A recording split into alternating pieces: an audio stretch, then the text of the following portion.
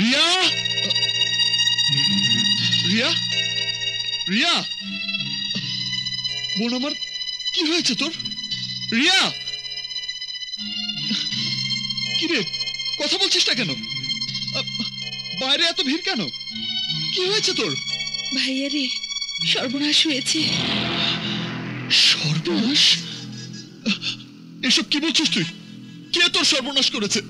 University. University? University তোর কি সর্বনাশ করেছে? আমাকে ফার্স্ট ক্লাস দিয়েছে। না না। কি রে, কি হয়েছে ভাইয়া? এমন চিৎকার করছিস কেন? চিৎকার করবো না? কার এত বড় সাহস যে তোকে ফার্স্ট ক্লাস?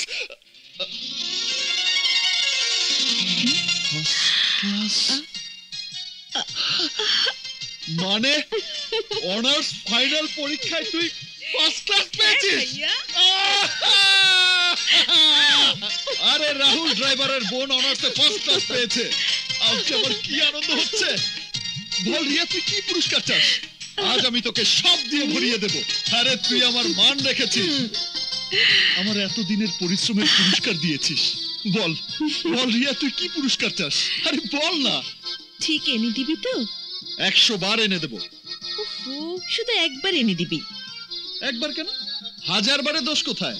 আহা, এই জিনিস একবারই ঘরে আনে, আর সে হচ্ছে একটা লাল টুকটুকে ভাবি। জি না, অমন বাজে জিনিস আমার বোনকে এনে দিতে পারবো না। তার চেয়ে তোর জন্য একটা হ্যান্ডসাম রাজপুত্র এনে দেব।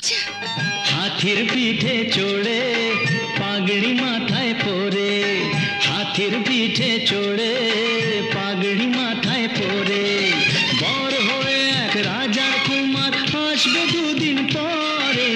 শোন রে শোন আমার লক্ষ্মী সোনা বোন, শোন রে শোন আমার লক্ষ্মী সোনা বোন, ধুমধাম ধুমধাম করে বিয়ে দেব তোরে, ধুমধাম ধুমধাম করে বিয়ে দেব তোরে। মা, তোমার রিয়া ফার্স্ট ক্লাস পেয়ে অনার্স পাস করেছে।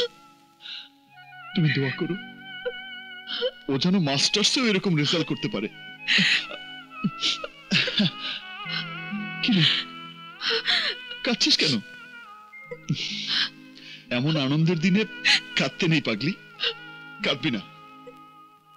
তোর কান্না আমি সইতে পারি না। কে বললো তোকে আমি কাঁদছি? এই তো আমি হাসছি, দেখ, এই তো হাসছি। আজ যদি মা বাবা বেঁচে থাকতো। আছে রে বোন, আছে, নিশ্চয়ই কোথাও আছে। গত 15টি বছর শহরের প্রতিটি জায়গায় আমি খুঁজেছি, কিন্তু কোথাও পাইনি।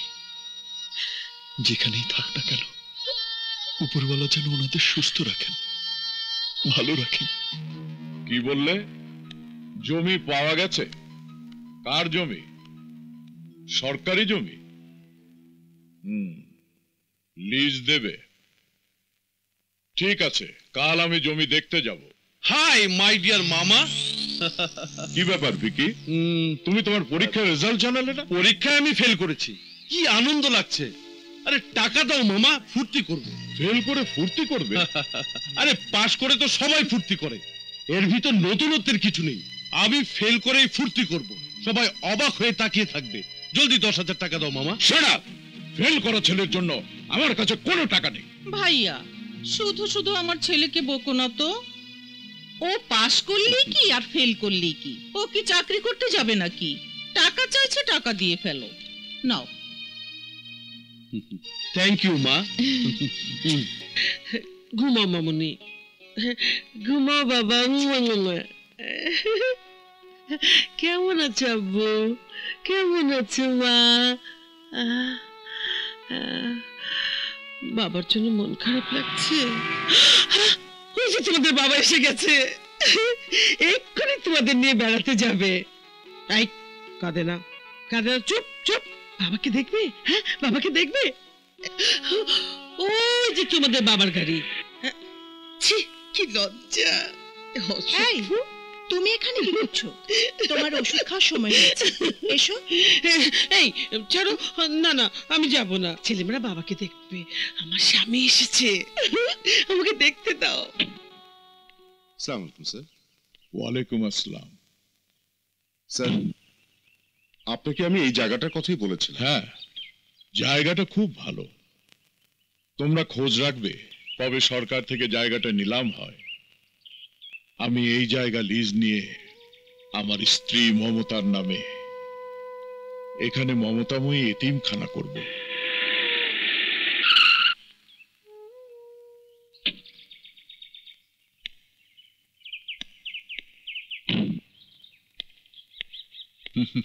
আমি স্বাধীন চৌধুরী। আমি জীবন চৌধুরী। এই জায়গাটা সরকার থেকে লিজ নেওয়ার চেষ্টা করছি, যাতে এখানে একটা এতিমখানা করতে পারি। হ্যাঁ শুনেছি, কিন্তু এই জমিটা মেন্টাল হাসপাতালের জন্য খুবই দরকার। এই হাসপাতালের মানে মানসিক রোগীদের জন্য খেলার কোনো জায়গা নেই। এই জায়গাটা পেলে ওরা একটু ঘুরে বেড়াবে, মুক্ত বাতাস পাবে।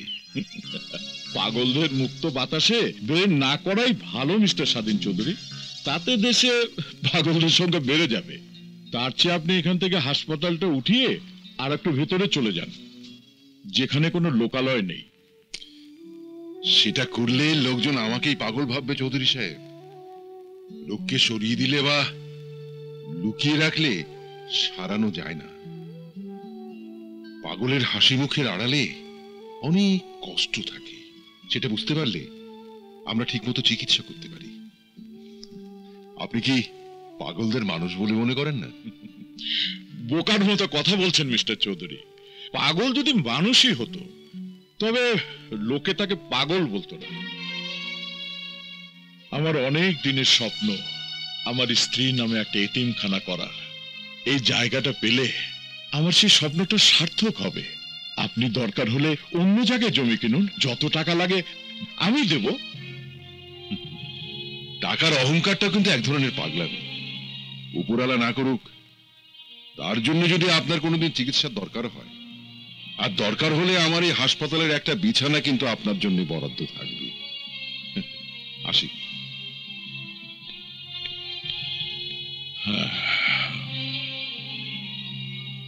ছাড়ো না আমাকে, আমি আমার স্বামীর কাছে যাব।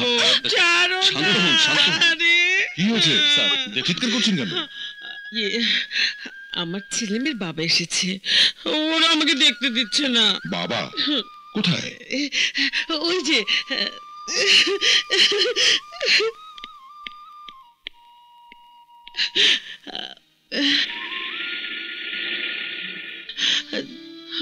ছেলেমেয়েরা বাবার কাছে যাবে সে তো ভালো কথা, কিন্তু তিনি তো এখন অফিসে কাজ করছেন।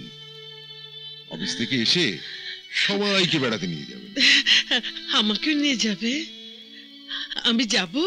হ্যাঁ আপনিও যাবেন। আপনি একটু সুস্থ হলে আমি নিজে আপনাকে আপনার স্বামী আর সন্তানদের কাছে নিয়ে যাব। ঠিক আছে, আসুন। এমন আরো অনেক ভিডিও দেখতে এই চ্যানেলটি সাবস্ক্রাইব করে নিন এবং পাশের বেল আইকনটি প্রেস করে দিন।